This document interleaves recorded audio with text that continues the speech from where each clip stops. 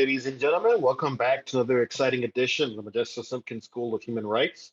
Of course, Ronald Reagan II. And this evening, we're going to discuss the 1960s and 70s and get into the 80s, not just in South Carolina, but around the world when it comes to both revolution and counter-revolution. Of course, you heard the musical interlude we had this evening that I think was a great introduction. And before I continue on, just a reminder, this is in the chat as well. This Saturday, May 21st, the Justice Simkins School looking for volunteers to help out with the Adopt a Street program in terms of cleaning up around our headquarters at 1340 Elmwood Avenue. We will, of course, provide gloves and trash bags and really help to clean up the area. That'll last for about an hour.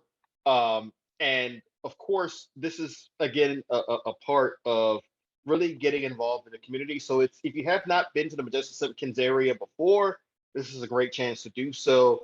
And of course, this will be a great chance for comradeship and fellowship with others as we all clean up the area around the headquarters. And again, the information is in the chat for that as well. Now, for those of you who didn't join us last night for our Orangeburg Massacre event, we had a really important and exciting conversation with Cecil Williams, with James Felder, who joined us about halfway through the event. Marjorie Hammock also chimed in as well. And it was a really important event. And I think it gave some context, local context, for what we're going to talk about this evening. Now, I will also add that Daniel asked a really important question last night about to Brett and Cecil in terms of the idea of how revolutionary the 1960s actually felt. And I think this is a really important question for us to get into this evening as well. And we're really going to cover three broad themes this evening. One, of course, is Southern strategy and the rise of a new right conservatism in American politics. Number two is, of course, the Vietnam War and the international situation in the 60s and 70s. That this is really important because you have to understand that many of the activists we talked about this semester, whether it's Minister Simkins or Ella Baker or Fannie Lou Hamer or any others, or Malcolm X or Martin Luther King Jr., these and many others, they were not just thinking about what was going on in the South or in the United States. They were also keenly aware and keenly focused on what was going on around the world as well. So we'll talk a bit about the Vietnam War and the international situation as well. And thirdly, this is a topic that's especially important for the here and now, is the rise of evangelical conservatism in the 80s and 90s especially. Now, that, of course, has its origins in the 70s. Some historians argue even before that. We're going to get into that this evening as well. And of course, as is always the case, I welcome whatever questions you may have in the chat for tonight's conversation. So let's go ahead and get started. And I really want to, actually, before we do that, one last thing. With what happened in Buffalo this past Saturday, with the shooting that claimed the lives of 10 Black Americans at the local grocery store there, one thing I do want to urge folks to do, if you have time, either tonight or later this week, I would really urge all of you to go back and rewatch the lecture that was given by Jennifer Taylor about a month and a half ago. It's actually titled From Red Shirts to Proud Boys, The Redemption of the Confederacy. And the reason I say that is because if you look at the ideas that animated the shooter this past Saturday, they are the same ideas that animated, for example, Dylan Roof in Charleston. They are the same kinds of ideas that animated many of the Proud Boys at the January 6th riot in Washington, D.C. in 2021. And I think that lecture does an excellent job of crystallizing some of the things that, quite frankly, we are up against right now. And so I think if you have a chance, you should go back and rewatch that. That is, of course, part of the class recordings on the Modjeska website. And don't forget that all those recordings are available. I'll put that in the chat as well, because there's a lot of good information that we've covered this semester that has become incredibly relevant right now. All right. So with that being said, I want to really get into what's going on in South Carolina and across the country in the mid to late 60s. And we'll start off with the Southern strategy. We'll start off with the latter years of the civil rights movement, and then we'll get into Vietnam. And I'm hoping that Brett can chime in for the Vietnam section. He's having some technical difficulties, but we're hoping to get those resolved rather soon. Now, the last few weeks in the Modjeska School class, what we've talked a lot about is how the civil rights movement by the 1960s is approaching a major moment, not just in South Carolina, but across the South and across the country.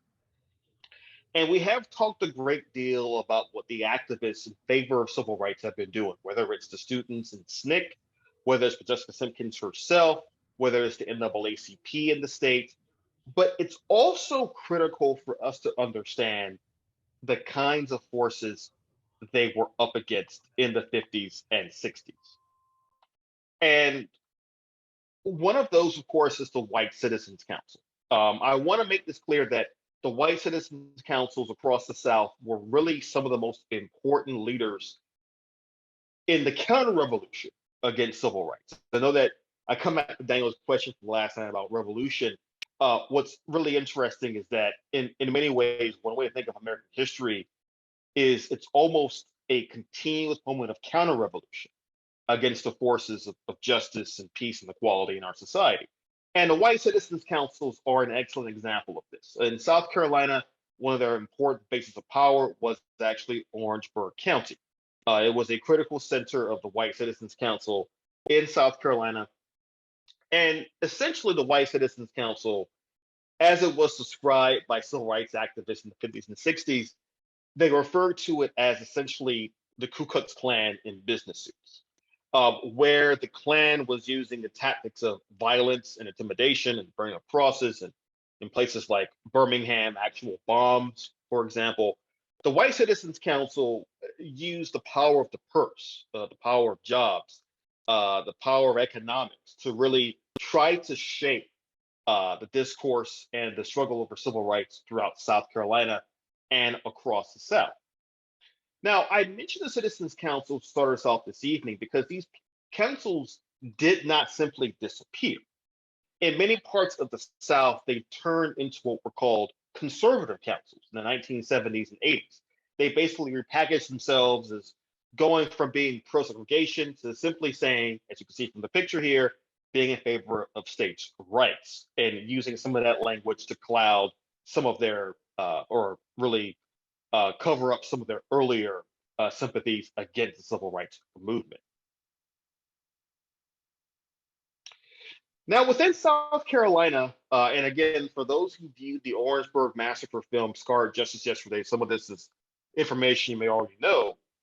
But in the 60s, you have white South Carolinians really taking two different tacks on the issue of segregation and Jim Crow. On the one hand, of course, you have folks like Strom Thurmond, then senator from South Carolina, who, even though he's still a Democrat in the Senate, is still very much trying to make build a coalition against civil rights in the U.S. Senate and the U.S. House as well on a federal level. He's trying to find ways to oppose civil rights however he can, including, of course, giving what was for many years the longest filibuster in the U.S. Senate's history in 1957 in opposition to the Civil Rights Act passed that particular year. Filibuster lasted just over 24 hours. But perhaps just as insidious was the work of folks like Ernest Fritz Hollings, who was governor of South Carolina from 1959 until 1963. And in his farewell address in January of 63, Hollings basically told the state assembly and the legislature writ large that Brown v. Board had been settled. But his main argument was actually, we'll still find ways to oppose it, to slow it down, but for all intents and purposes, it is the law of the land. And Hollings and other governors after him were trying to present to the nation an image of South Carolina as a place of moderation, as a place of racial tolerance, and as a place of racial progress. Now, during yesterday's showing of Scarlet Justice and our discussion afterward, I asked Cecil Williams how he felt about that idea of South Carolina as a place of moderation. And he basically argued it was complete nonsense, that in fact the state was violently repressive at times when it came to civil rights, as we've already discussed in this course. But if you're wondering where this idea of South Carolina as a place of moderation begins, it really, in many ways, has its origins in the 1960s when Hollings and other leaders of the state are urging local authorities to avoid the violence and the bloodshed of Birmingham or Tuscaloosa with the Alabama desegregation in the 1950s or Old Mississippi segregation in 1962. Again, if you think about the images of the desegregation of Clemson and South Carolina in 1963, those images are bereft of violence, of tear gas, things like that. But if you talk to the students who were involved in the segregation efforts, they would have all told you they were no less terrified, even without the violence of, say, Ole Miss or UGA or Alabama. But there are South Carolinians who, although they realize that the fight against civil rights in the long term may be a losing proposition for them, they are still convinced that there is across the country a yearning for a new and stronger conservative movement, a movement that they hope will take over the Republican Party. One of the key figures in this was a South Carolinian, Roger Millikin, who, as you can see here, was a textile magnate from South Carolina, and he had gotten involved in regional and national politics in the 1950s and 1960s. Now, I could give you much more information about what's going on the right in the 50s and 60s. Some of this is information you may have learned elsewhere. The 1950s and 60s sees the rise of the John Birch Society on the far right, sees the rise of William F. Buckley and the National Review, a more respectable conservatism in the late 50s and early 60s. But these various figures need folks like Roger Millikin to provide money and support for building up this, what we now call a new right conservatism that is really coalescing in the 1960s. Now, one of these critical moments of coalescence is, of course, the ascension of Barry Goldwater as the Republican Party's nominee in 1964. But you don't want to assume that Goldwater running for president in 64 was automatic. In fact, many conservative activists have been pushing Goldwater to run for years. And many of them were fired up by an urgency that they felt in the country after the 1960 election, where they felt that Richard Nixon lost the election to John F. Kennedy because he had been too moderate and too tame on a wide range of social issues. And between 1960 and 1964, if you look in various conservative magazines like Human Events or National Review, and I can assure you, if you want to keep your blood pressure low, don't do that. But if you go and read through those magazines and periodicals, what you will see is a really interesting debate amongst conservatives about what to do next. Many of them felt that the most important thing was to get Goldwater nominated for president in 1964. Millikin is one of those figures who really pushes Goldwater to run in 1963.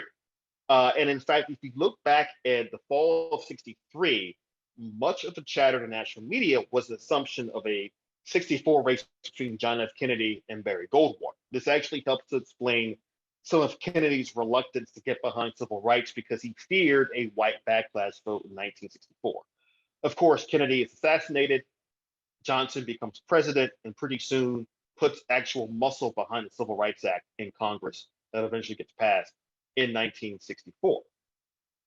But Millikin and other Southern conservatives are urging Goldwater to run because they agree with him on one basic principle, that there is an ascendant conservatism across the country that is just waiting for the right person to lead them.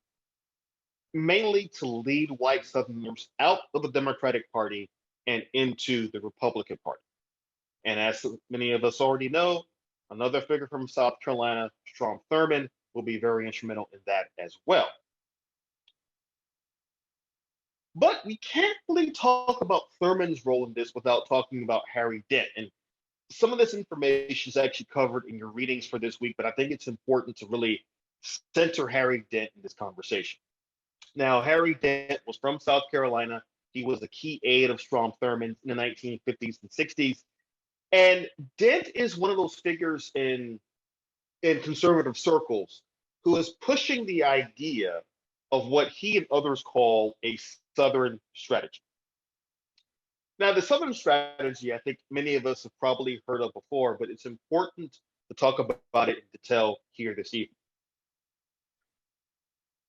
Up until World War II, it could be argued, and in fact, I would make this argument myself as a historian, that in the United States, there were two voting groups that were taken for granted.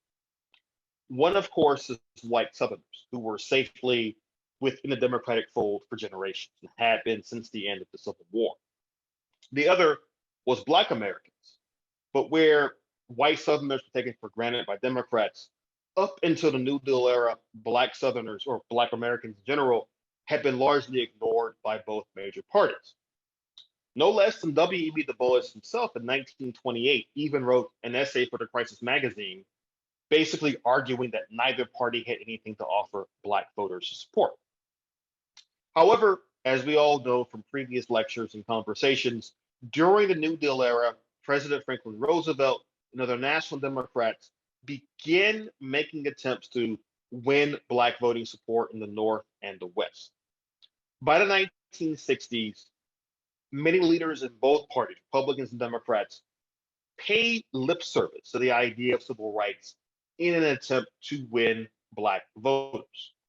However, there was also a counter movement to that amongst many white Southerners who argued that they really had no place in the New Deal Democratic Party because it was seen as too liberal on social issues, too liberal on spending, and especially far too liberal on the issue of civil rights. For many white Southerners, these issues were all part and parcel of the same larger problems. Harry Dent and Roger Millikin, eventually Strom Thurmond, all began to argue, well, perhaps our home is not in the Democratic Party anymore. Perhaps it is instead in the Republican Party. Now, this shift in white Southern allegiance from one party to the other was not assured, and it did not happen overnight. But Harry Dent and Strom Thurmond were both instrumental in this shift taking place. Dent, of course, providing some of the brains behind building up a Southern strategy regionally and nationally in the 60s, and Strom Thurmond with his dramatic party switch in 1964 from the Democratic Party to the Republican Party that year. Now, initially in 1964, it seemed as though the Southern strategy had backfired.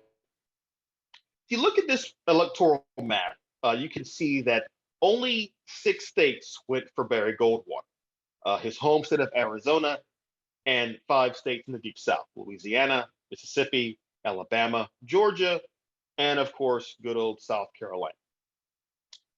And not surprisingly, as you can see from the map, and as we know historically, if there's one thing South Carolinians love, it is a lost cause. However,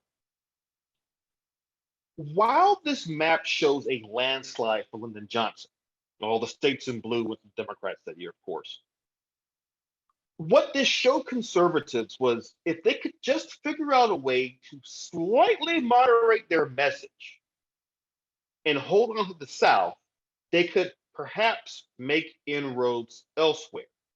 Now, in 64, the Republican Party was bitterly divided over the election. There are many prominent Republicans like Nelson Rockefeller of New York, Jacob Javits of New York, Jackie Robinson, the baseball player and activist who was also a Republican. They were all staunchly anti-Goldwater. In fact, Robinson himself said at the 64 convention for the Republicans in San Francisco, he felt like, quote, a Jew in Hitler's Germany. end quote. That's how much hostility he and other Black Republicans felt from the ascendant conservative faction of the party. But what Harry Dent and Strom Thurmond and others tried to think about after 64 was, if we can get the white South under our control, that gives us the room and the ability to look at the rest of the country and that perhaps dramatically change the political dynamic of American politics for generations to come. And of course, many of you know how this turns out. And this is 1968. Again, just as a quick reference, 1964, 1968.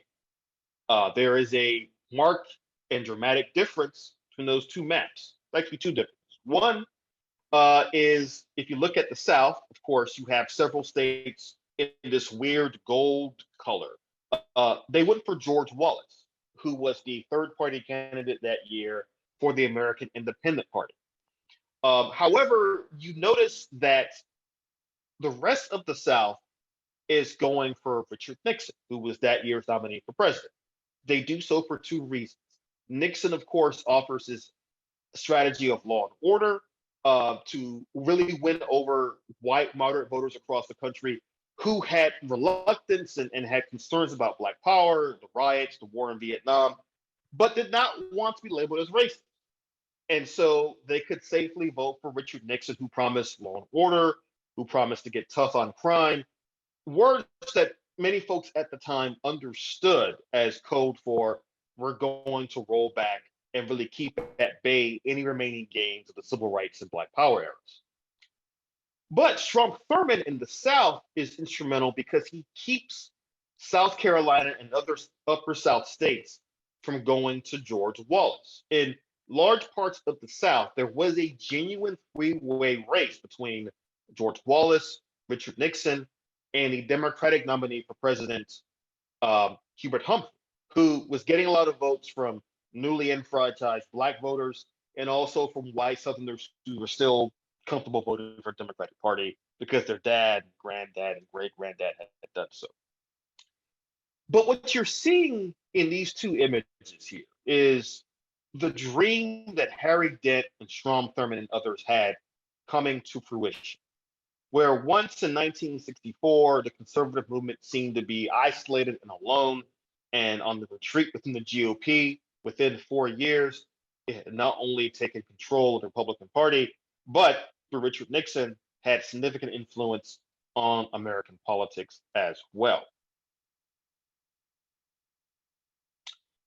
But we have to understand that so much of this is taking place with the Vietnam War in the background, and in particular with opposition to the war growing by leaps and bounds in 1967 and 1968.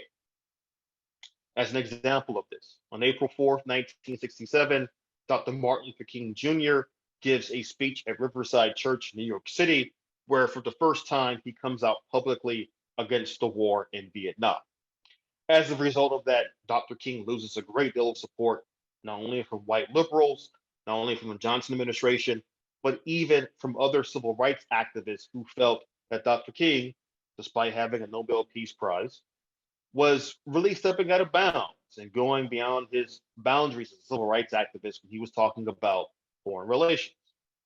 But of course, as we all understand from Modjeska Simkins School classes, many of these activists who were interested in not just civil rights, but human rights, realized and understood that concern for one's brothers and sisters did not stop at the nation's shores, and that instead they had to provide a more holistic picture of human life and human perseverance in the face of titanic struggle.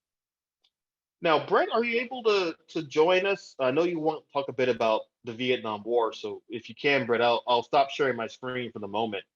If you want to chime in, Brett. Well, technology has muted me. Can you hear me? Yes. Yeah?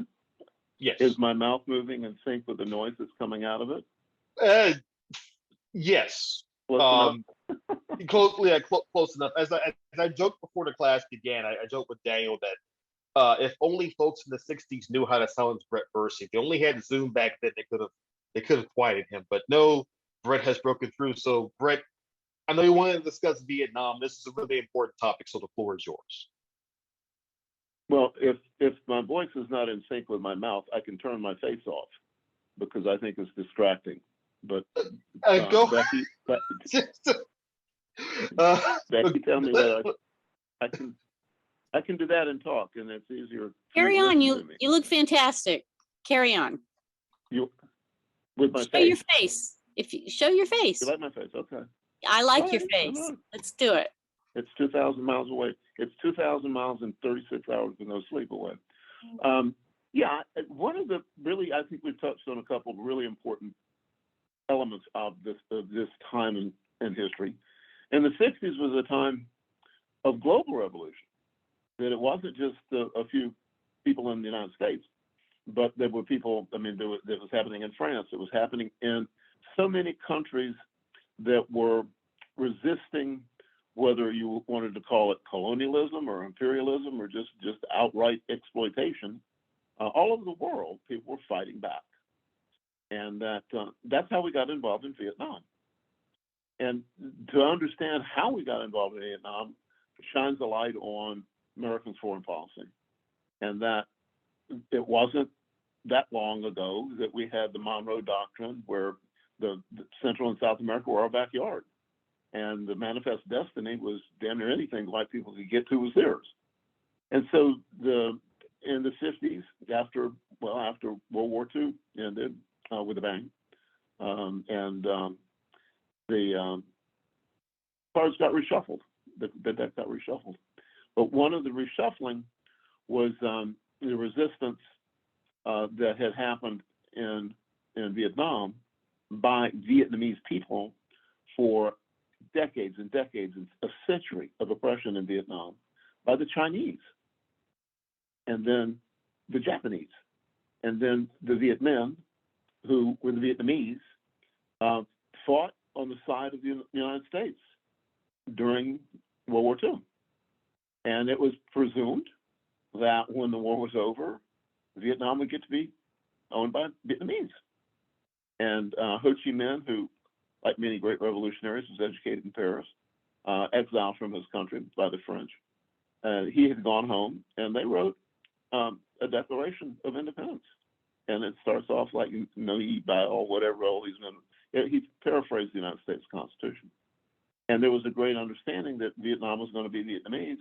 And what happened was the United States subsidized the French recolonialization of Vietnam, and went to war, went to fight with the Viet Minh. There was no North and South Vietnam. There was no Viet Cong. We were just fighting Vietnamese. This is something that you have to understand America's foreign policy, a way of making words and alternate facts fit that what it is that they're after. They may have been fighting people that were resisting something, but sometimes it can turn into they're fighting people like in Colombia. They were fighting left-wingers, and then all of a sudden they were fighting drug lords. But they were fighting the same people for the same reasons, which was the acquisition of their wealth. And so we had been helping the French, and the French got beat. The French got beaten in 1952, I believe it was. That caused a settlement. It was called the Geneva Settlement, and they drew a line, and I think the 52nd parallel in Vietnam, and made North Vietnam and South Vietnam, and that was to be able to maintain some type of colonial control of the wealth, the tin, the magnesium, the bananas, et cetera, that the French had been doing so well with, rubber, and that after not very long in the United States, it turned into not a liberation struggle against colonialism by the Vietnamese, but a war against communists. All of a sudden, the Vietnamese, who didn't like communists anyway, they'd been fighting China forever, and then they fought the Japanese, then they fight the Americans. We see this happening around the world in different struggles, but the way that the screw turned was that the United States started sending in troops before the French left, and then we stayed there. And my father was actually with the Military Assistance Advisory Group in 54 to 58, and I lived in Taiwan with him as a young policy expert and diplomat wannabe, because he was the generalissimo, the dictator of Taiwan, the head of the Kuomintang. He was his dentist for 4 years. And so that was just all grand pomp and circumstance to me. And I remember it, but I didn't have the analysis that I had later to be able to realize that when they talked about, well, where did so-and-so go? Well, they ran him around the track. That meant they killed him. But the war started being more and more of an American thing in the early the 60s, 64, 5. And then what really happened, what really kicked it off, was the draft. They started drafting a lot of middle-class people, a lot of white middle-class people. And that kind of made it personal for a lot of folks. And this is people that had been fighting in the civil rights movement that had understood that what was happening in Vietnam and other places around the world was an extension of white supremacy, that there was a war against people of color that owned things that the rich white people wanted to take. And they would make up all kinds of reasons to be able to do that, like the reason that we're helping the South Vietnamese people establish democracy. And the United States would appoint some dictator to be the head of democracy in South Vietnam. Quite often we would kill our own dictator and replace him with someone else. That had happened in 1956 in Iran.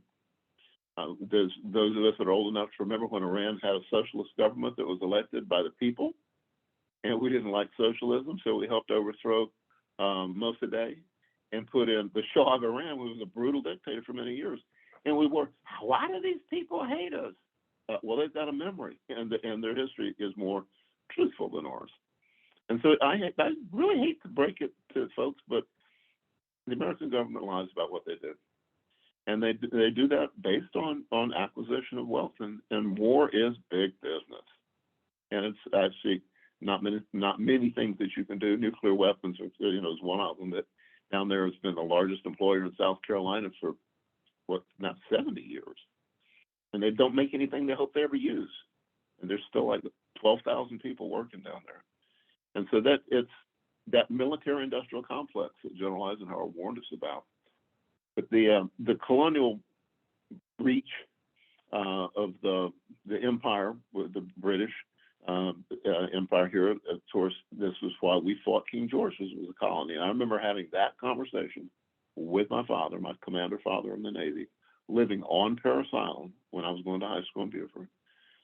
While the war in Vietnam was cranking up and they had more young men about my age, 17, 18, 19, on Parris Island.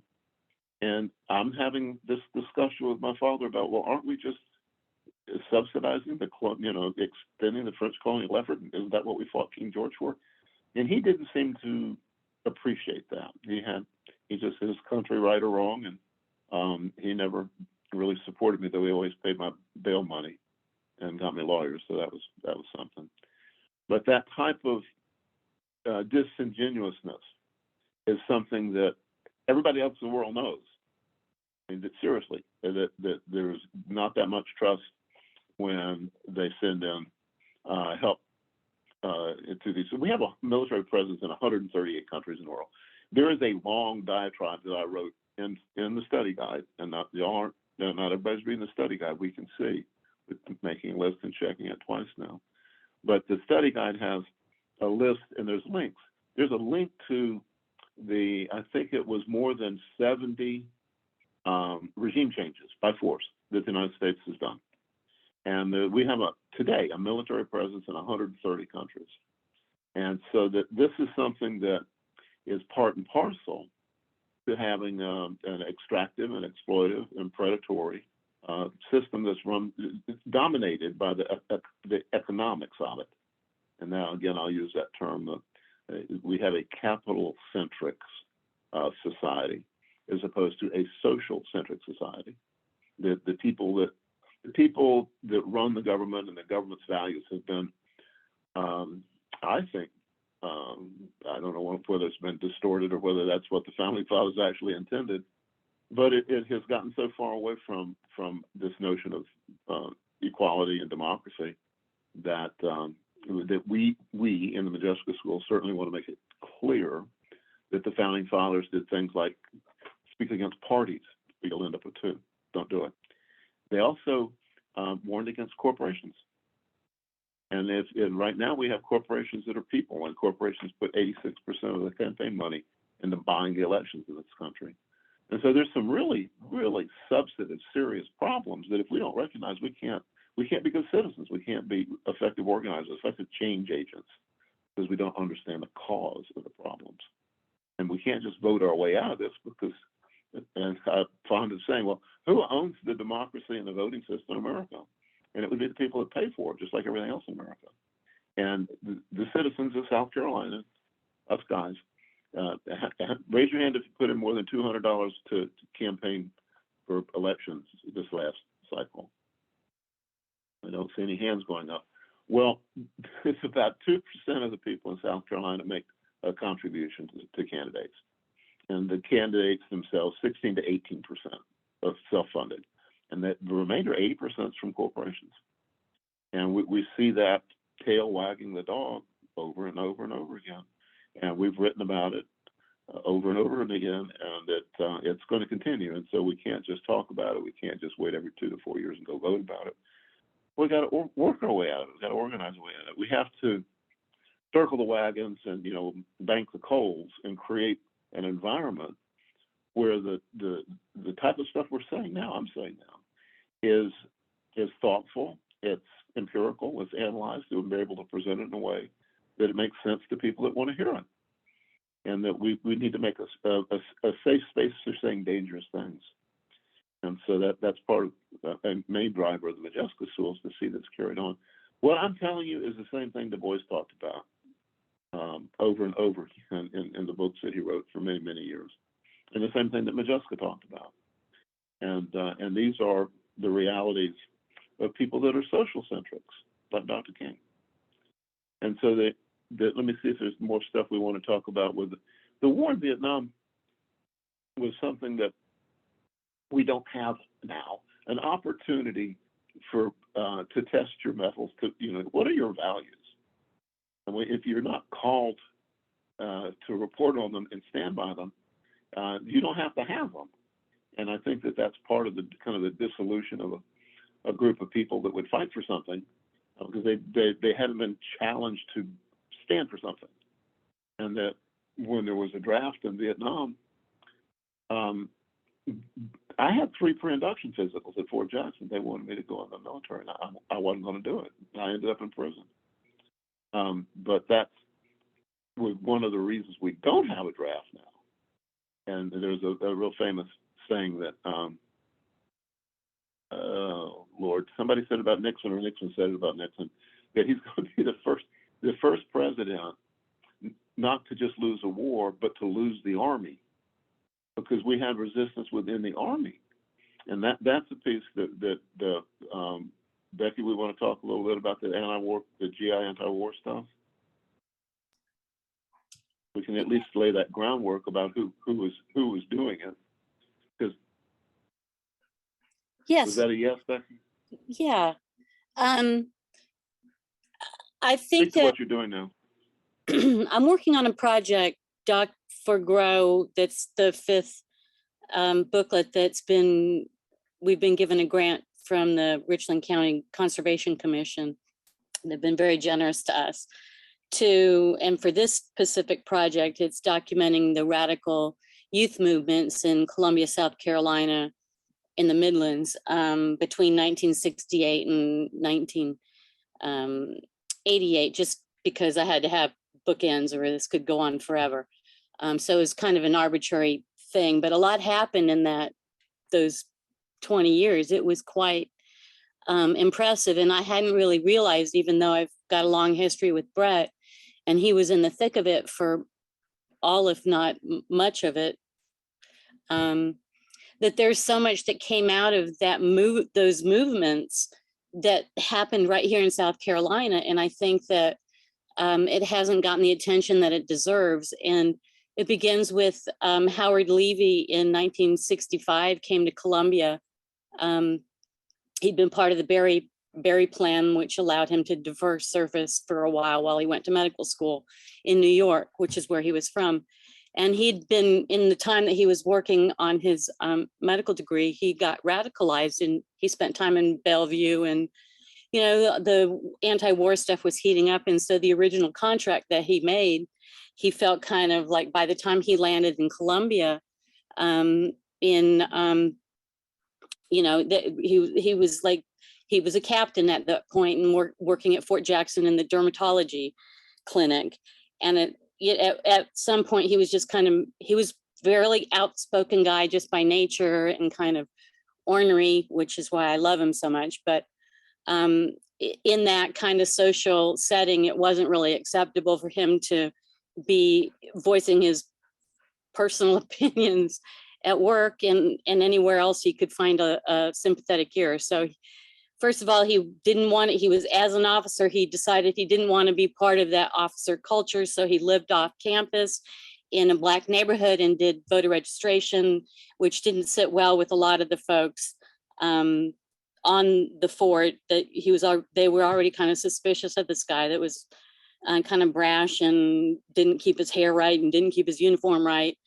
And so he became like this target. But then he decided that he wasn't going to treat the Green Berets and folks that were people on their way to Vietnam on matter of principle, because they were going to be used in a war that he didn't really support at that point. So it became this big, it was the first case of its time. He was arrested, and it became this case that dragged on for years with a lot at stake, and it happened right here at Fort Jackson. So it was this huge thing, and I'm going on too much about it because it's really exciting to me. But right after that, at Fort Jackson also was the center of things when in '68, there was this really radical guy that came down from North Carolina that was assigned to Fort Jackson, very militant, had been, was part of the socialist groups on campus. And he told folks when he was being drafted that, I'm not of this, gave him fair warning, and they drafted him anyway, sent him to Columbia, to Fort Jackson, where he stirred up trouble for a whole long time. And cut to the end, they kept moving him around because he was so radical and stirring up what they called trouble, but which was really just GI consciousness, among fellow GIs. And they sent him at the end. They sent him to like an outpost in Alaska, trying to shut him up. But by then he'd already had these allies and had kind of mobilized people on Fort Jackson. There was a group that started with him, these guys, what they call rapping, outside the barracks. And they were listening to Malcolm X tapes and being kind of lit up about, like, the racial component of the war, who's serving, like who's being cannibalized for this war that, like, they had some really naturally serious questions about. So it turns out that one of them is an informant, but that only comes out at trial. They target the US, they start this group called GIs United Against the War in Vietnam. Again, it's like the first shots of this GI anti-war movement happened right here on Fort Jackson. And you're not going to see that in their brochures and their fancy things when they have all their, people come through there. It's just not part of their gestalt that they really want to remember. But I think we should be really proud of it, because there were these kids, they were kids.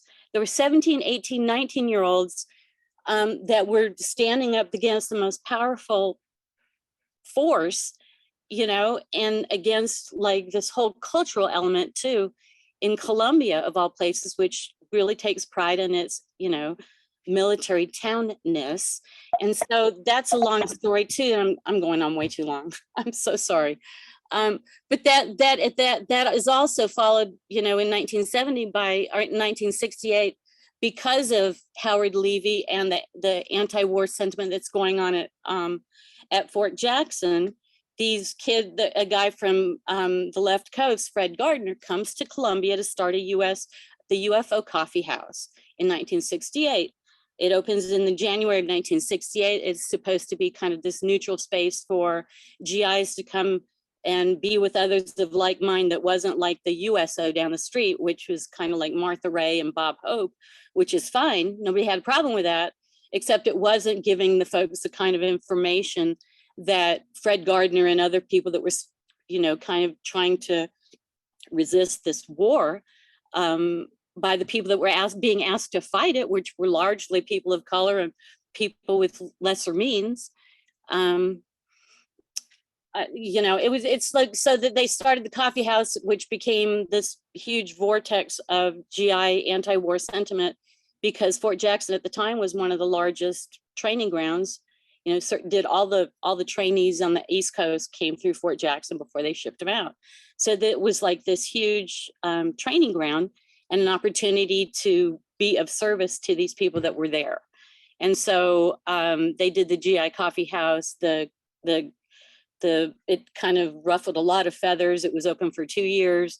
They shut it down. The trial is an epic story of South Carolina politics and cop culture all woven together in a really nasty, but it's a good lesson for all us to know. So anyway, then that was followed by the stuff on campus that erupted. So even at USC, in the 70s, things erupted and it was this very volatile scene. But again, South Carolina was in the thick of that anti-war pushback. And I think that there's a lot that we can learn from that. And I'm really glad that we're talking about it here all these years later. But really be proud of the stuff that they did, these youngsters right here in Columbia, South Carolina, that was one of the most repressive zip codes that you could possibly find yourself in, culturally, politically, and every other way, that they stood up and they fought back. And all these years later, it's really hard to argue that they weren't right. Correct. I'm done. Thank you, Becky. I can't see anybody, but can you hear me? Yes, Hello? I can hear you. Okay. I've lost my video screen, but you still have the disembodied voice. Well, let me lift up some of the elements that put this in perspective of having international impact. The Levy case was international because it was the first time that the Nuremberg principles were raised since they were implemented against the Nazis. And that Levy's case was predicated on moral war. And his lawyer was Charles Morgan. Now, Charles Morgan was already of great fame and all, with being the attorney in 1961 that brought a case called Reynolds v. Sims that called for single-member districts. He broke the back of the early back of gerrymandering, and Morgan went on to be Muhammad Ali's lawyer, Julian Bond's lawyer when the Georgia legislature wouldn't seat him because Bond opposed to the Vietnam War. Muhammad Ali got put in jail for his opposition to the war in Vietnam, and so there was the story was had a real central focus in Columbia, and that's why that coffee house was here, because we've got the largest training base, and that coffee house spawned within a couple of years. There were coffee houses like that working with each other and talking with each other in Japan and in Europe, and like 50 in the United States. And so the Army was really, the president was losing control of the Army. And so that it was definitely an instance, a historic instance, where we can see a strategic assault by people having an effect on the great ship of state. That war in Vietnam was ended, I believe, because of millions of people in the street. And it was the stakes. Now, how we recreate something like that, I don't know. You don't want to bait bad things to happen so you can react to them. But I think enough bad things are happening, but the distractions and just the technological problems of just living today make it difficult to get together. So that's something we have to take into account. And that's why we want to have a place where we can share these values, and it's like at the Modjeska School. But Dr. Green, I'm kind of disjointed here because I'm speaking speaking into the void. So if you want to take it and do something with it here, the Charles Morgan. Another thought: the guy that I just told you was Levy's lawyer, and Howard, then Muhammad Ali's lawyer, and Julian Bond's lawyer, was the lawyer for myself and the other people who were arrested in '69 when Nixon came to town in an anti-war protest, and that the big pushes around the '60s and '70s with Jane Fonda and then the A-list movie stars were things that happened here also in Colombia, and so this was kind of like laying the groundwork for the organization after the war. Because what we saw leading up to the war was people like Modjeska having there's a online thing at the Modjeska papers at the university of a radio show that she had, and it was called "Woke Up This Morning with Freedom on My Mind," and it was in '66. This was before that famous Riverside speech that Modjeska wrote this diatribe against the war in Vietnam. And across the top is handwritten, "Rejected in its entirety." They wouldn't let her do it. But there were social-centric leaders of the human rights movement that were vilified for their opposition to the war in Vietnam. And that rather than, again, the way that the disingenuous people that are in charge can manipulate things, there were people that they didn't like because they were fighting for an end of discrimination. But then they decided that they were communists. That must be it. Because as it became less popular to be racist, we heard Lee Atwater talk about that, they would find other things to blame people for. And so that the ability of the oppressors to be able to manipulate that reality and make you a target for you doing the same thing but calling it something else is something else I need to be aware of. Take it over, Dr. Green. All right. Well, first off, thanks Brett and Becky for providing some of that context here that I think is important because it's very easy for historians to gloss over places like Columbia, South Carolina, when it comes to the anti-war movement. When we think of the anti-war movement, we tend to think of it as being either at places like Berkeley in California, or we think about large protests in other major northern and western cities. We tend to ignore the South, and especially South Carolina, as being places of opposition to this. And to reference what Brett mentioned with Modjeska Simkins a moment ago, we have evidence of SNCC members as early as 1964-65 saying we need to take a stance against the war in Vietnam, or the eventual buildup to a war in Vietnam. That they were already talking about this, and in fact, many of them were pushing up for King to speak out earlier against the war than he did in 1967. But he felt that it wasn't the right moment, and ultimately he was compelled to speak out because the war had become so brutal and so vicious.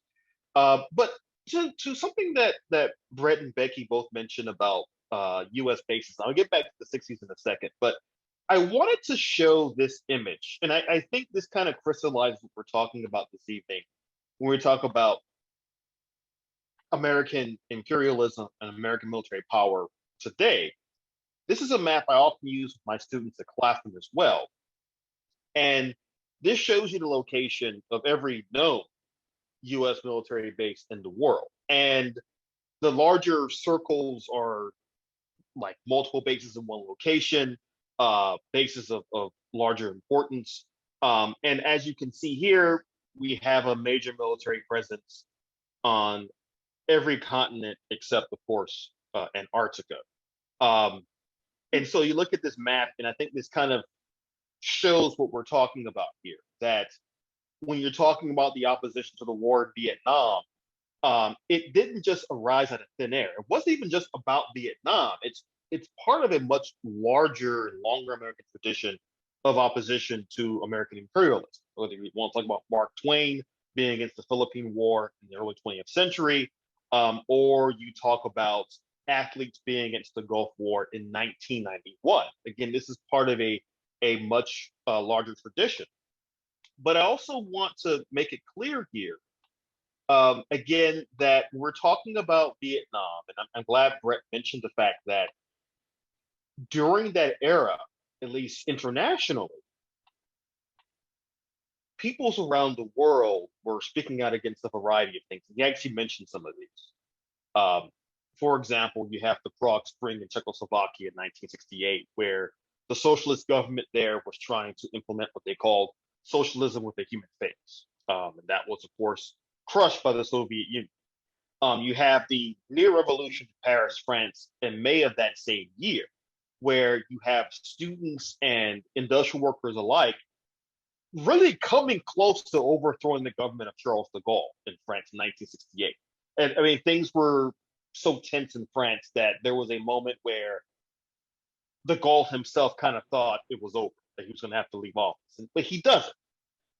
Because while this is an era of revolution, this is also an era of intense counter-revolution all over the world as well. Thinking about, for example, Mexico City, which was the host of that year's Olympic Games. Right before the Olympics were held in August of 68, the government of Mexico basically repressed resistance in Mexico City. They suppressed protesters in the city who were campaigning for better living conditions in Mexico and the like.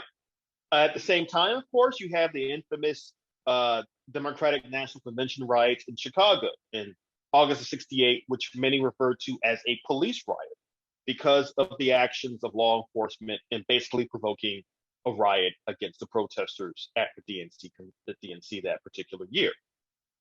And I'd be remiss, of course, if I didn't mention the fact that after the assassination of Dr. King in April 1968, there were riots and insurrections across the United States in over 120 American cities. So the feeling of revolution in the air in 1968 was not just one felt in the South or in the US. And indeed, you also have protesters who were pushing a growing movement against the apartheid regime in South Africa at the same time. So, for example, you have activists in SNCC in the mid 60s already talking about the need to focus on South Africa and to bring the best sanctions against the apartheid regime in South Africa. For those who don't know what apartheid means, apartheid was a system not just of segregation, but a system of social control based around hierarchies of race in South Africa. It had been in place in that nation in the early 20th century, and it was really cemented after the National Party won its election in 1948. And essentially in South Africa, you had Black Africans at the bottom of the totem pole, then so-called coloreds, people who were Indian descent or mixed descent, people of British descent, people of Dutch descent. They were in this hierarchy of race that was well known throughout the world. In fact, white South Africans, proudly proclaimed solidarity with white Southerners during the Civil Rights Movement, and vice versa.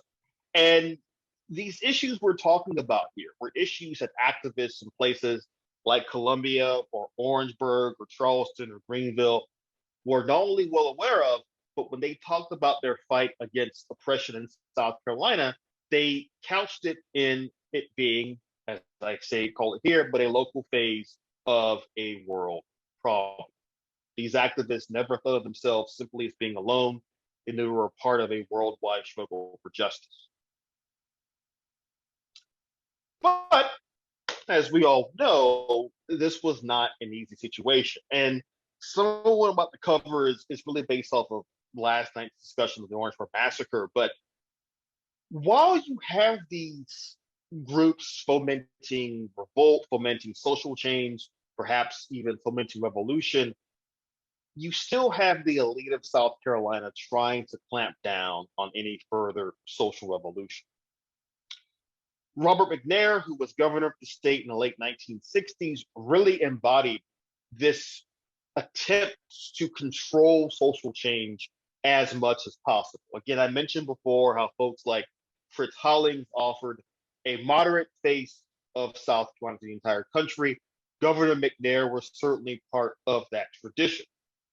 Now, McNair, of course, is governor during the Orangeburg Massacre of 1968, where 3 students, or 2 college students and 1 high school student, were shot and killed on the campus of South Carolina State University. And this is actually a photograph of National Guard in downtown Orangeburg during that first week of February 1968. But Governor McNair and his allies in the legislature tried to, again, thinking about how all this ties together, they tried to make a case that the Orangeburg massacre was sparked not by local protests against the segregated bowling alley in the area or frustrations of Black youth in South Carolina. They argued that it was outside agitators who were Black power advocates who had given these students at Claflin and SC State these crazy ideas of Black power and Black political self-determination.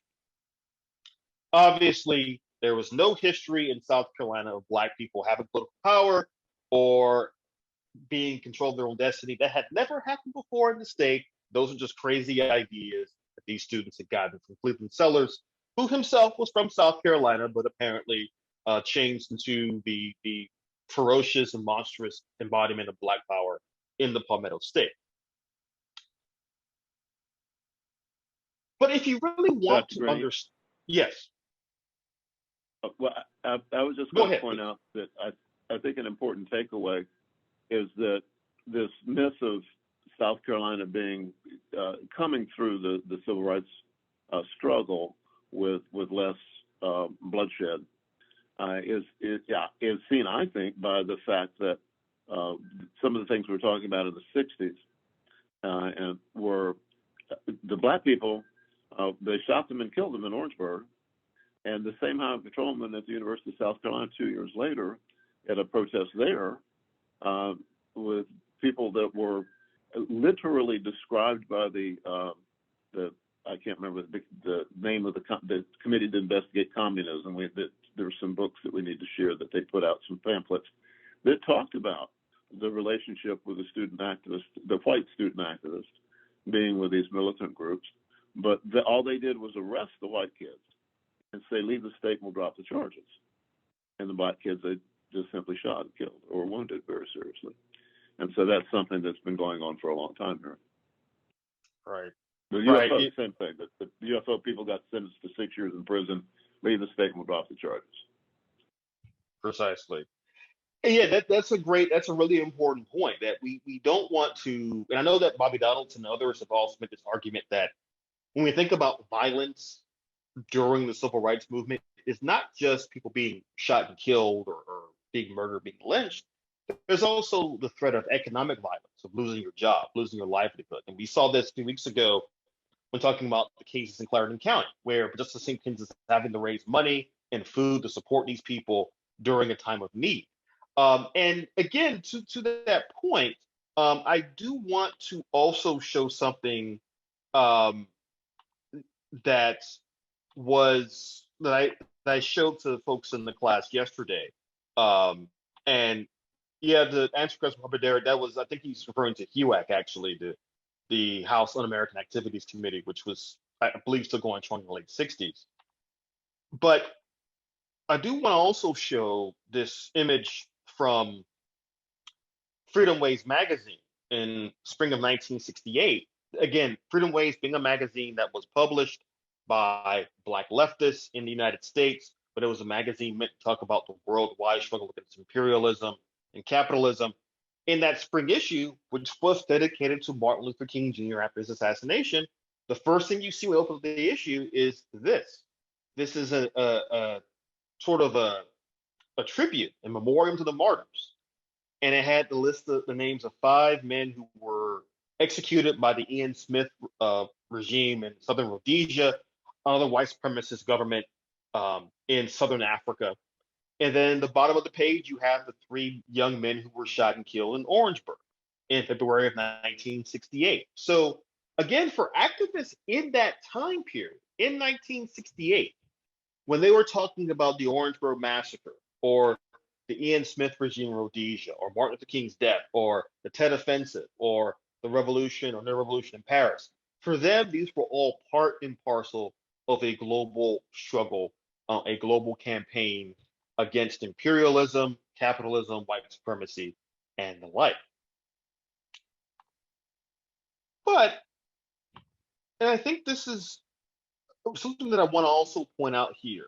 One of the key themes of this class is that the history of South Carolina is so integral, so important to national and world history in ways that are often downplayed, not just by the public, but even by other historians. Give you an example. Mhm. One of the reasons I was grateful for Brett and Becky to talk about the anti-war protests in South Carolina against the Vietnam War is that when I arrived at U of SC in 2012 to begin my PhD, I didn't really know anything about that either. And in fact, my first encounter with this idea of an anti-war movement in Colombia was thanks to the moving images and research collection at the university. And they had featured some videos from, or film rather, from the late 60s that included Jane Fonda speaking at an anti-war rally at USC. And I said to myself, wait just a second. You're telling me Jane Fonda was in Columbia, South Carolina for an anti-war protest movement? And I refused to believe it until I actually watched it with my own two eyes. But it was indicative of how South Carolina has been home to many radical movements for change that are often ignored, historically speaking. To that point, I also want to briefly mention, I know I'm kind of running a little short on time here, because I don't want to get to the Q&A at 8 o'clock, but this brings me to another momentous moment um, in, okay, there we go. Committee to investigate communist activities in South Carolina. Okay, thank you for that, Becky. I want to also hold up another protest movement in the state that I think brings some of these themes together. And that is the Charleston Hospital strike of 1969, which again is one of those big protest movements and protest moments that is not well known nationally as it should be. And there are a couple of reasons for this. Number one, it took place in Charleston in 1969. And I think part of the issue that we have for thinking about American history is that we sort of separate certain events in certain regions for certain things. So we think of the South and civil rights. We think of it as, oh, there was a civil rights movement up until 1964 or 65. And after that, nothing happened in the South again. As we already know, thanks to the Orangeburg Massacre and other events, that's not true. The Charleston Hospital strike also stands out because it involved the question of both race and labor in a way that had been at the heart of the civil rights movement in terms of things like the March on Washington for Jobs and Freedom, but you would see more of it during the New Deal, World War II eras in the 1930s and 40s, when organizations like the SNYC and other groups were making these ties of race and labor together. You see this again in 1969. But the Charleston Hospital strike, it was centered around the Medical University of South Carolina, where most of the nurses there and most of the lower staff were African American, were Black women specifically. And they went on strike for higher wages. They went on strike for better working hours and working conditions.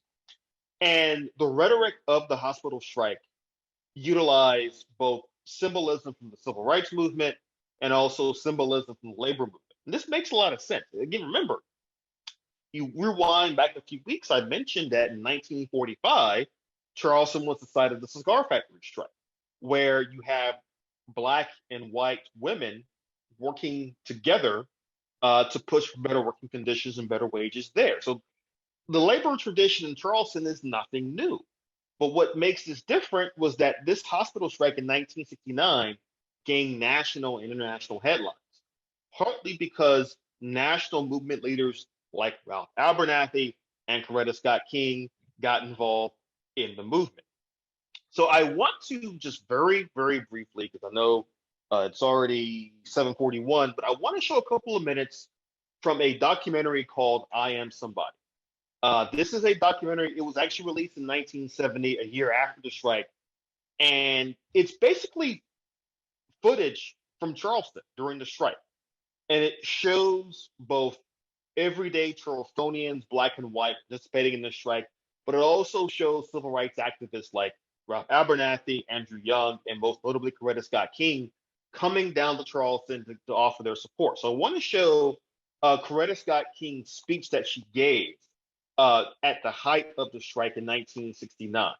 And by the way, if you want to watch this film, it used to be available for free on Vimeo.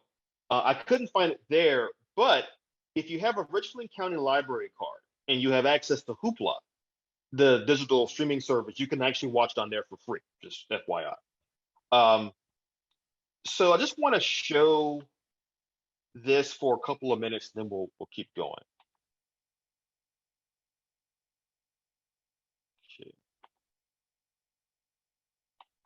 A few months ago, I was proud to accept the position of honorary chairman of the National Organizing Committee of Hospital and Nursing Home Employees, the organization that has sparked this crusade for freedom and dignity here in your city. I did so because I know that hospital workers have been working full-time jobs at part-time pay. After all, $1.30 an hour is not a wage. It is an insult.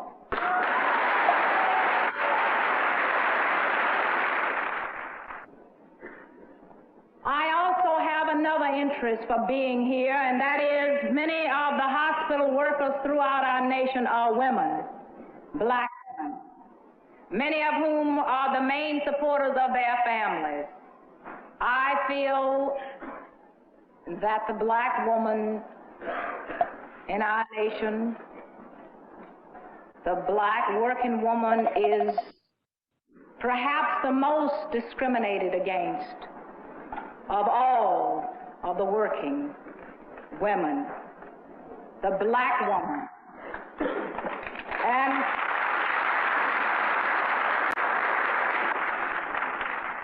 if my husband were alive today, he would be right here with you tonight. As a matter of fact, my husband often said that 1199 in New York was his favorite union. But after watching what you've done here in Charleston, I must say that my favorite union is Local 1199B.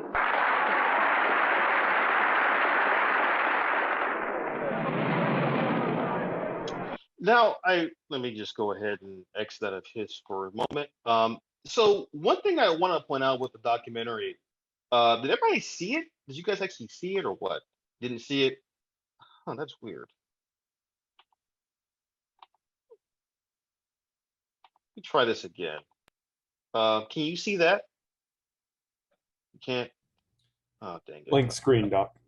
Blank screen. Okay, that's, you know what? I guess what Hoopla does, it doesn't let you actually share the screen for whatever reason. I don't know why, yeah, go figure. It's educational video, so of course we can't share it. Anyway, did you hear the audio? Yeah. Okay, so you heard the audio.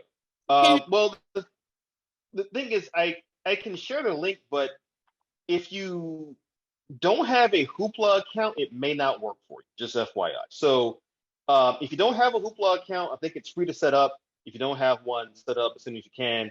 If you have a Richland Library card, you probably already have one. But there is a link to the film. But while you didn't see Coretta Scott King speak, you heard her speak.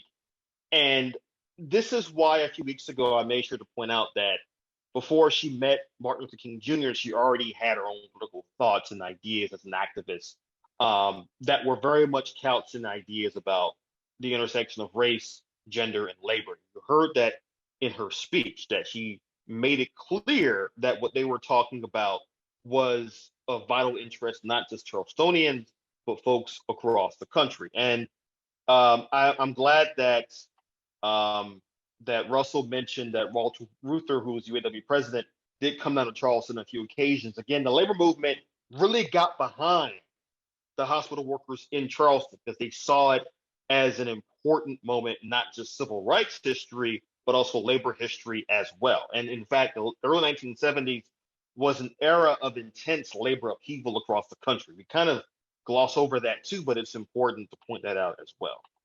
All right. So, and yeah, I totally agree. The Hoopla app is a great one. If you have a library card, it's a godsend. So use your local library whenever you can. especially because gas is high and books are not cheap. Anyway, back to what I was talking about earlier.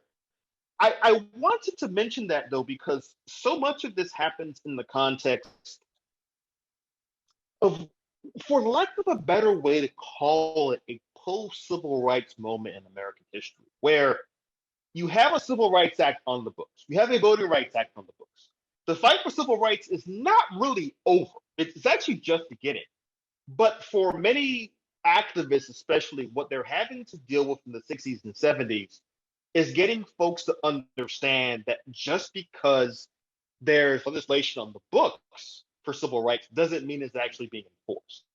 And so a lot of what's happening in the 70s is trying to get local, state, and federal authorities to enforce these acts and these laws. For example, coming back to the hospital strike of 69, if you do watch the film I Am Somebody, there is a hilarious moment later on in the documentary where one of the administrators at MUSC says on camera, this is not a civil rights issue, this is a labor issue. And if you watch the entire documentary, you realize fairly quickly that that kind of thinking is essentially an oxymoron, that there is no such thing as a civil rights issue that is also a labor issue and vice versa. But within South Carolina and across the South, what you're seeing in the late 60s and early 70s is that some white politician like Jimmy Carter, who you see here on the screen, are trying to present, like Robert McNair and others, or N.C. West in South Carolina at the same time, they're trying to present this attitude of a moderate white South. You have the rise of New South Democrats across the South in the 1960s and 70s, who, unlike Strom Thurmond, they are perfectly comfortable being in a party with Black Americans, but they are also trying to present a moderate image of the South that includes moderation on business, moderation on taxes, very business friendly. In fact, for some of those who are familiar with the ideas of neoliberalism in terms of the relationship between government and economics, you see some of this developing in the South in the early to mid 70s, where folks like Governor Jimmy Carter of Georgia are presenting ideas of racial solidarity and racial accommodation and accepting the result of the civil rights movement, while at the same time also giving a staunchly pro-business, pro-low tax agenda in Georgia, across the South, and eventually across the country. As much as this era is a civil war within the GOP between conservatives and moderates, it is also in many ways a civil war between liberals in the Democratic Party and their more conservative, some would say neoliberal counterparts within the same party as well. These are the things that activists are having to deal with in the 1970s as more Southern politicians, white Southern politicians, begin to embrace the civil rights movement. They begin to act as though they weren't the same folks who were opposed to it in the first place. Again, Strom Thurmond is a perfect example of this, as is George Wallace. Two men who in the 70s and 80s would hold on to political power by making appeals to Black voters and basically saying, oh, I was never opposed to civil rights, I was for it the whole time. Not really. And even in South Carolina, you're seeing this change happen at a rapid pace. So this is actually a photograph of Governor John C. West, another New South Democrat, along with a young James Clyburn, who, as you all know, is a congressman from South Carolina today, but in the 70s was transitioning from activism at SC State to getting more involved in state politics. Now, what this photo actually shows is how Democrats in South Carolina realized that they were going to have to work very hard to get Black voters on their side, because of the fact that you had the rise of the United Citizens Party in the late 60s, which was an attempt by some Black activists to create a third party in the state of South Carolina that would speak specifically to Black interests. In a lot of ways, you could think of the UCP as the evolution of the Progressive Democratic Party in the 1940s, or the Mississippi Freedom Democratic Party in the 1960s. Again, attempts to go beyond the standard two-party system and to create a party that would speak to Black voters and their interests. Now, within South Carolina, what the UCP would do is they would often pursue a system of fusion voting on their tickets, where they would vote for UCP candidates, and for some races, they vote for Democrats or Republicans in other races. They were trying to find some way to pull Black political support beyond the standard two-party system. The hope was the UCP could be a power broker in state politics. Again, this is part of a larger national trend. 1972, you have the Gary Political Convention in Gary, Indiana, where Black activists and politicians from across the United States meet in Gary to figure out what was the best course of action for Black politics going into the 1970s and beyond. At that convention, ultimately was decided that the best bet for Black Americans was to stick with the Democratic Party, a decision that some activists felt was a wrong idea, at the very least felt left too much power at the table for Democrats to exploit or to ignore.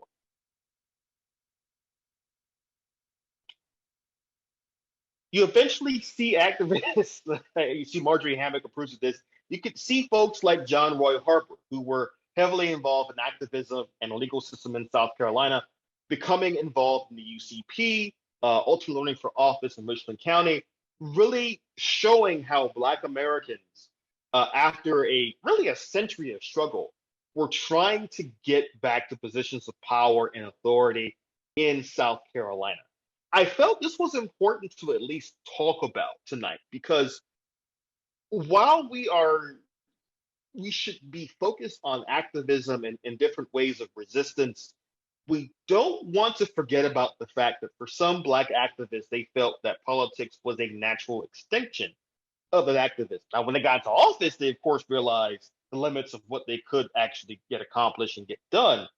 But what you're seeing in the 1960s and 70s is a flowering of Black political power in South Carolina that had not been seen in the state since Reconstruction nearly 100 years before this. But it's also important to note the white opposition to this Black advancement. I mentioned, of course, Southern strategy about half an hour ago. But I think it's important to note that Southern strategy didn't always work. And so oftentimes folks like Harry Dent, Lee Atwater later on, they had to go back to the drawing board to figure out how it would actually work. An example of it not working was this gentleman, Albert Watson, who was supported by Strom Thurmond and was, for many Republicans, the best chance they had yet to win back the governor's seat for the first time since Reconstruction. Now, in his 1970 campaign for governor, Watson ran on an explicitly Southern strategy platform where he was haranguing against civil rights, where he was vociferously opposed to the Black Power movement, where he condemned and criticized the latest attempts to desegregate schools in the South. Thurmond was entirely behind Watson's campaign. He pushed Watson to run for governor. He thought Watson would win. So, of course, Albert Watson lost to John C. West, who, again, as I said before, presented a moderate version of a Southern Democratic Party that was, that was supportive of civil rights, but was otherwise business friendly, pro-business, pro-low tax, and the like. Many felt that Watson's 1970 campaign was one of the last openly racist campaigns in the 20th century. Again, it criticized the civil rights movement, and it didn't work. It backfired. After this is when you really see folks like Strom Thurmond and other white Southern politicians like George Wallace begin to say to themselves, we're going to have to accept the fact that Black voters are an important part of our state voting base. And we're either going to have to find a way to neutralize them or to at least bring them into the fold safely to a point where it will not hurt our power and authority. This was especially important in South Carolina, where the Black voting base was very large. And Thurmond knew if they ever ran the right person against them, he could be in serious trouble. And so after this, Thurmond often pays lip service to Black voters. He works in constituent services. In the 80s, Thurmond even supports the creation of Martin Luther King Jr. Day as a national holiday because he understands how powerful the Black vote could be if it's actually properly arrayed against him.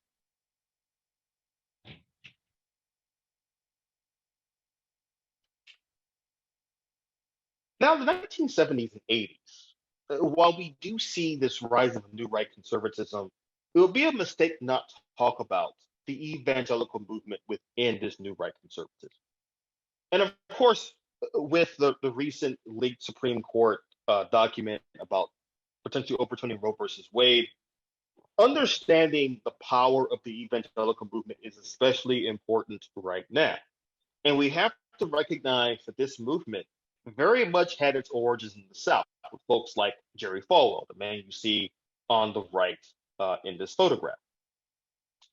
Now, Falwell and many other Southern white evangelicals had opposed the civil rights movement in the 1960s, even going so far, as we kind of discussed before, in fact, last week, even going so far as to create their own academies that were virtually all white.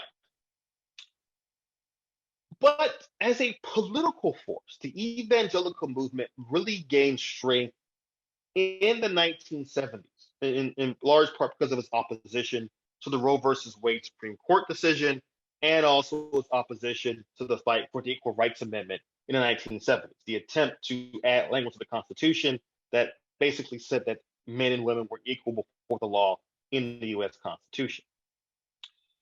Now, this movement really galvanized millions of white Southerners in particular who either had not been engaged in politics before, or if they had, just voted Democrat every 4 years, maybe Republican now and then. But it really took that force and made them into a national movement. Strength is really felt first in 1976, when they, ironically enough, supported Jimmy Carter for president. That year was noted as the year of the evangelical, but they came to not really support Carter's policies. They supported his use of evangelical rhetoric, talking about being a born-again Christian, but they disagreed sometimes vehemently with Carter's programs and his support for abortion rights and the like.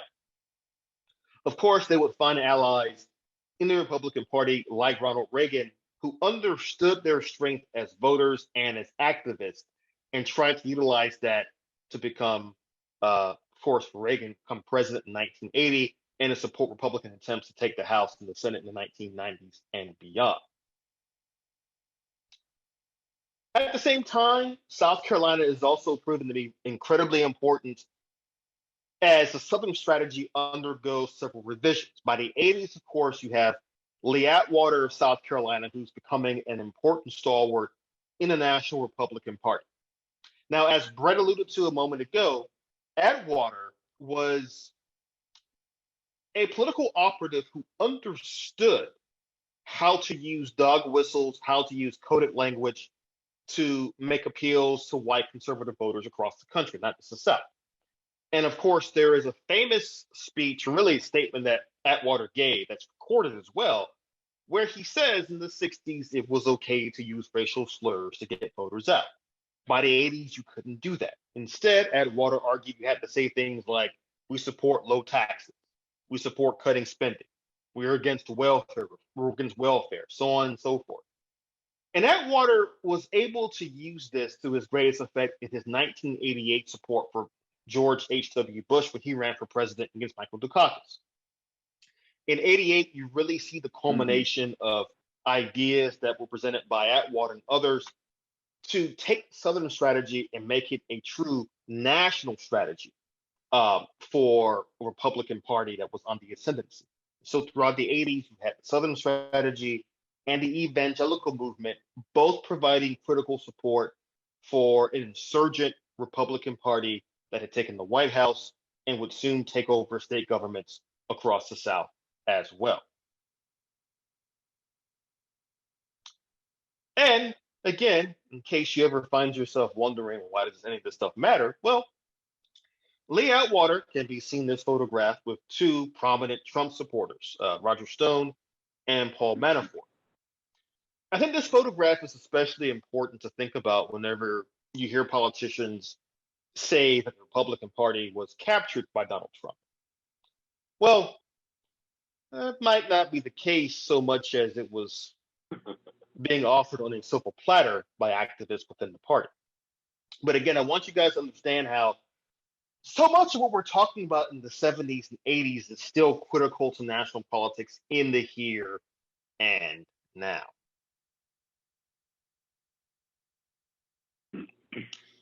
To that end, I also want to make mention of the fight over the Equal Rights Amendment. Again, this was a galvanizing moment for the evangelical movement. In many ways,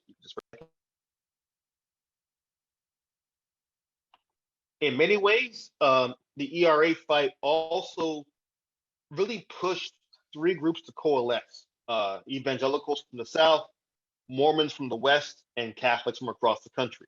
Many of them would become part of this larger religious right coalition that would really empower the Republican Party in the 80s and 90s of the present day. And you see this a lot with the ERA fight in the 70s. For those who don't know, after the 19th Amendment was added to the Constitution in 1920, there were immediate attempts to push for an equal rights amendment to the Constitution as well, to basically make it clear in plain language in the Constitution that men and women were equal before the law as citizens in the Constitution. Several decades pass, and while the ERA has sometimes get support in, say, Republican Party national platforms and the like, it's not until the 1970s, with the second wave of feminism, with the push for women's rights across the country really coming into its own in the late 1960s, early 70s, where the ERA once again becomes national news. By around 1972-73, most political observers agree that the ERA's passage was a matter of when, not if. Numerous states had come on board with it, had supported it. President Nixon had given lip support to the ERA. Even our good friend Strom Thurmond had said he supported the Equal Rights Amendment in the early 1970s. Within South Carolina, the state house would pass the ERA in the early 70s, but the state Senate would actually table the bill for some time. They did not take up debate over or discussion of it. But many assumed it was inevitable. It was going to pass. It only needed a few more states. If you recall your civics lessons, for any amendment to be added to the Constitution, it has to pass Congress first, or one of several ways. It can pass Congress first, then be passed by 2/3 of legislatures, or it can be the other way around. Or you can have a national convention of states to decide on a new amendment. In this case, Congress had passed it. Many states had already voiced support for it. Many assumed it was only a matter of time before it would be passed. Enter, of course, this woman here, Phyllis Schlafly, who was able to marshal the anti-ERA forces of the 1970s and 80s, again, tapping into her network of new rights supporters, tapping into the evangelical movement, even tapping the forces that had been opposed to civil rights in the 50s and 60s, who had now moderated their stance on race and substituted it with a hardline stance on gender. Throughout the course of the 1970s, what would happen is that the anti-ERA forces would marshal their support across the country. They would stop the ERA debate dead in its tracks in several states. And by 1982, South Carolina remained one of 15 states that did not pass the ERA. Now, this is important because there is nothing in the Constitution that says an amendment has to be passed by a certain date. But pro-ERA advocates had agreed to first a 1978 deadline and then a 1982 deadline to get the amendment passed. By 1982, the political will to keep fighting for the ERA was exhausted, and the ERA is still out there. It could still be passed if a few more states get behind it. In fact, to that point, take a look at this map. These are the states that, oh goodness, that support the ERA. These are the states that are opposed to it. And there are even a few that supported it and then rescinded their vote. And there's actually some debate as to whether or not a state can actually do that or not. It's kind of unclear in the Constitution if that's actually allowed. Okay, now I notice the time is 8:06. I want to actually finish up here. Now, I think what you guys have seen this evening in terms of the activism and the radicalism of the 60s and 70s really helps to give a sense as to why the grassroots organizing workshop or GROW was created.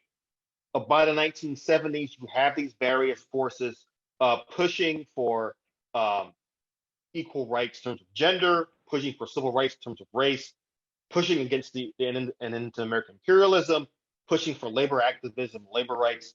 And I think this photograph of Modjeska Simkins with the sign behind it of jobs, peace, and equality really shows what GROW was all about, and how GROW as an organization was dedicated to not only realizing some of the earlier radical movements for social change we've discussed in this class, but was trying to bring them into the 1970s and 80s and trying to plot a way forward for social change and activism in South Carolina and throughout the country. Okay, so I think what I'd like to do now is actually pause there. I could keep going all evening, in fact, but I want to set aside some time for Q&A tonight as well. So if you have any questions, please shoot them to me whenever you can. Dr. Green, can you hear Brett? Yes. Oh, well, I have no picture anymore, but you do have my disembodied voice. And I want to tell you how much I appreciate you communicating what it is that you clearly understand about what GROW is about. But I haven't eaten since yesterday, and I've been awake since yesterday. And I was just told that the only place to eat here closes at what amounts to 6 o'clock here. We're 3 hours off. And so I'm going to leave now or fall asleep. So thank you very much, and we'll see you hopefully when I get back into Zoom land next week for the class. Thank you, Dr. Green. Thank you, Brett. Appreciate again your time and your patience this evening, especially with technology. Please go get something to eat. Even disembodied voices have to eat as well. So please get something to eat. Thank you, sir. Bye-bye. Dr. Green, can I add something? Please, by all means. Yeah, I wanted to mention, and I think it's important, that one of the other things that came out of Fort Jackson that hadn't been given its props, I don't believe, is the fact that they began the first and the longest running GI newspaper, which started at it was called the Short Times, and it ran for 4 or 5, maybe as long as 6 years. It's kind of all sketchy because it started in like a mimeograph machine in a basement. And there was a GI counseling center in Columbia on Lee Street after the coffee house closed. And I just really want to lift up the importance of having, I mean, it was this, at the beginning, it was this kind of scrappy little newspaper, but by the time it closed, it had become kind of this more sophisticated thing with the actual distribution in Columbia and Charleston as well, that was done by GIs for GIs at some incredible risk, because what they were saying was really subversive and really important to the troops there that were having some questions about the war and their role in it. So this was a place for them to exchange information, to have some sense of solidarity. And there's, I'll put it in one of the next emails that we send to the class, because it's really worth perusing these things. There's a collection in Wisconsin of all these underground and GI newspapers that were resisting the war back in the day. And to just kind of look through those things give you a real immediate sense of the stakes that they were up against and the risks that they were willing to make. And it was a collaboration from civilian as well as GI forces, which I think is underappreciated as well.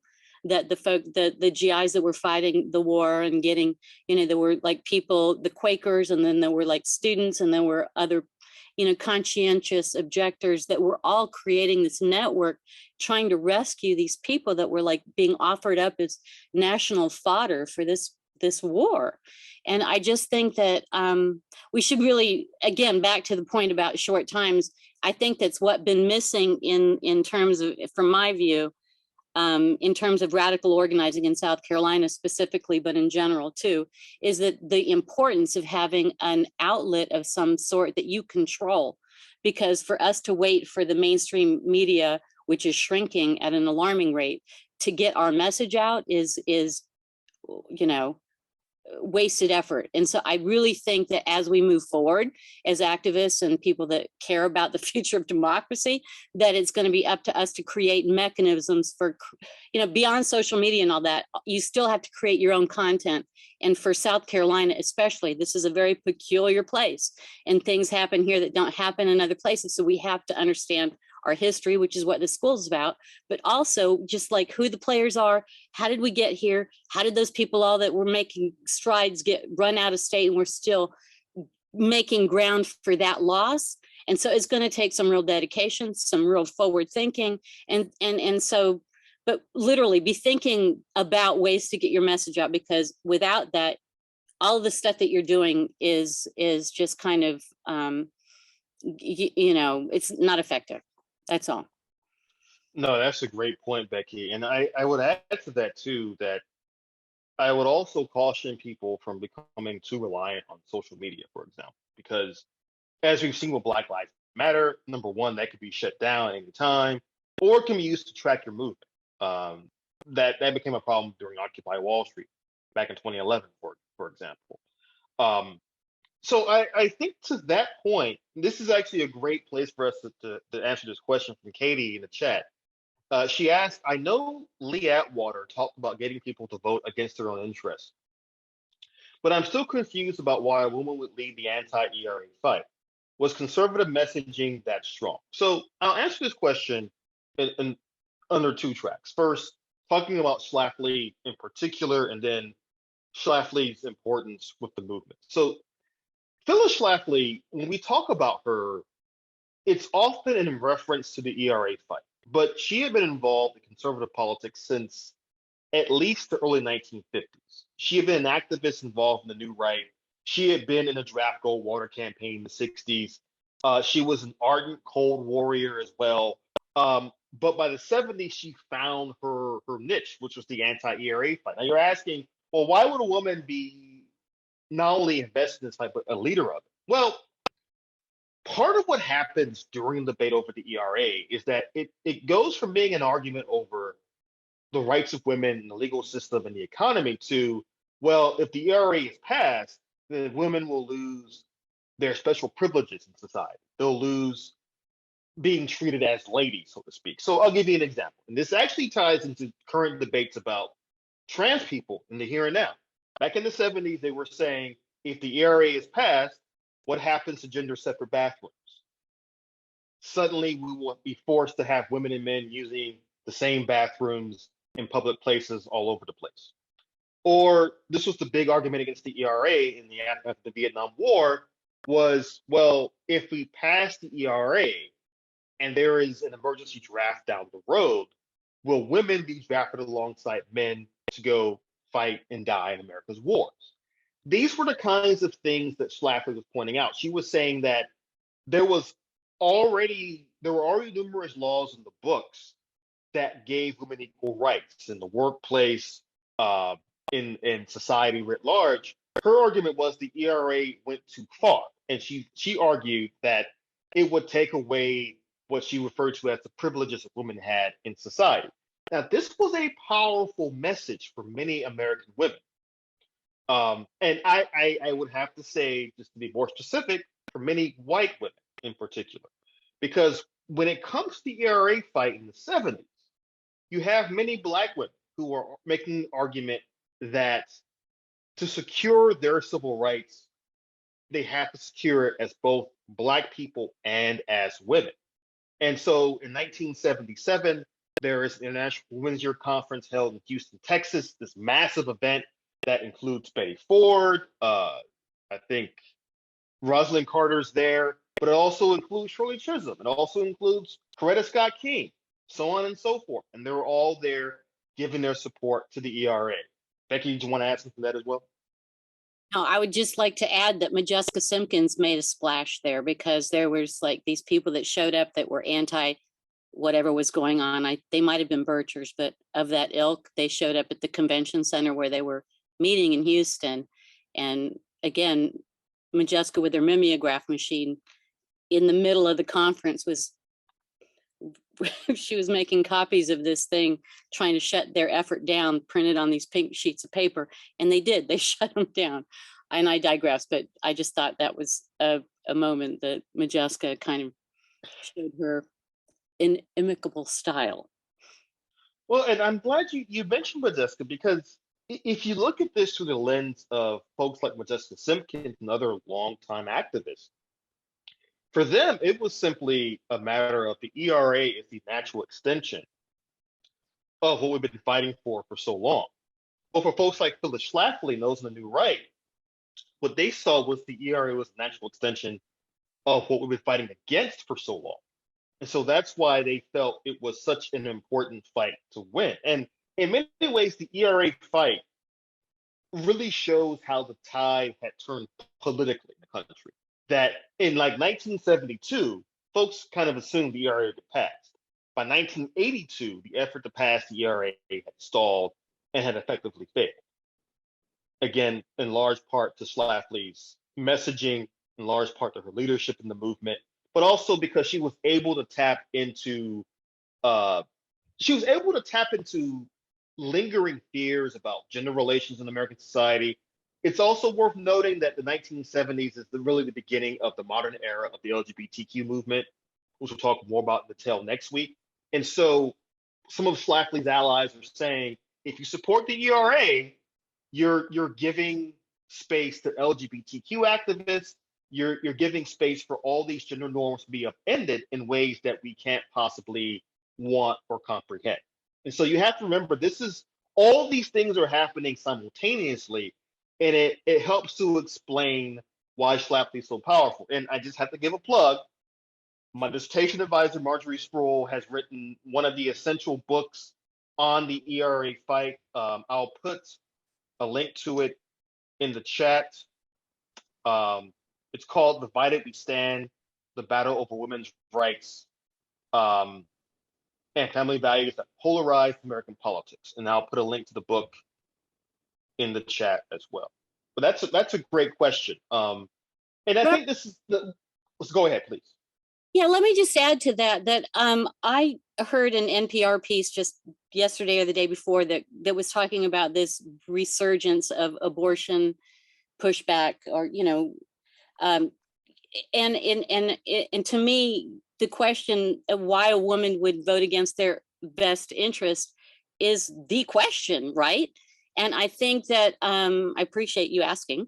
But I think that to understand that is you have to understand the role, which is what you set up earlier, Robert, was the rise of the Christian right, and having this evangelical framing of political issues became everything, because that is why what was threatened with women's rights and LGBTQ rights, and now with trans rights, is this social order which had been prescribed by the church and then kind of supported by the state. And now they've become so conflated that it's hard to kind of separate them out. But to not understand the effect and the influence of the church is to miss why women are still in the position that we are, because we're being bludgeoned every damn day with the Bible. And it just becomes this position that's kind of really difficult to be in, and I think that without understanding the role of the religion, especially in South Carolina and in the Deep South, plays in the political structure and how it is used to keep women down, and people of color, and any kind of oppressed, marginalized people, you're missing a really powerful element. And I don't have any answers there, but at least you need to understand that. Right. No, that's absolutely right. And Katie's follow-up question, do you think Phyllis Schlafly helped lay the foundation of modern groups like Moms for Liberty? Yes, very much so. Not just Schlafly, but the larger conservative playbook is important to talk about here. Because in the 1960s and 70s, many conservative groups were trying to win city council seats. They were trying to win school board seats. They were trying to take over local chapters of the Republican Party, that kind of thing. They were very much, as we are, invested in the grassroots.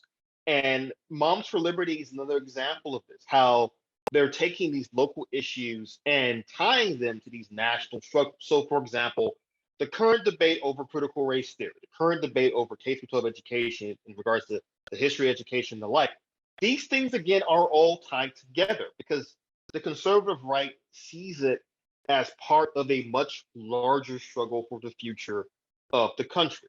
And I would add, there's not much in the way of separation or degree of separation between this anti-CRT rhetoric and the great replacement theory rhetoric that animated the shooter in Buffalo this past weekend. That's not hyperbole, that's, I think, simply fact.